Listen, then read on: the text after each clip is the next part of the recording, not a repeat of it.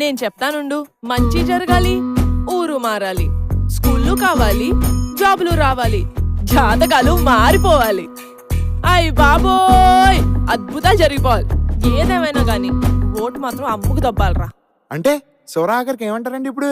డబ్బిచ్చేటోళ్ళని మింగ ఓట్లం మెట్టోళ్ళని మింగ 5 ఏళ్లకు అమ్ముడు పోయే గొర్రె మందల్ని మింగ.